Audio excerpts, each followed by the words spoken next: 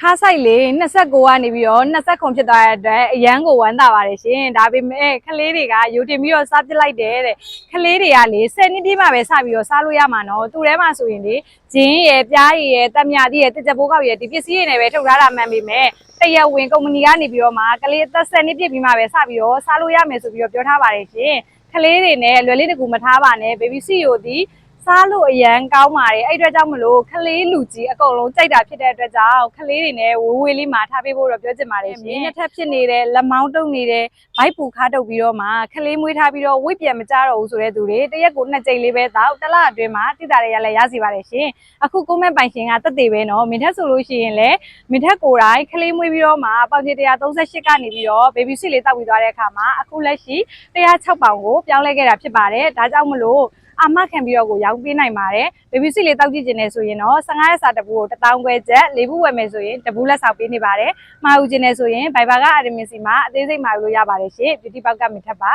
။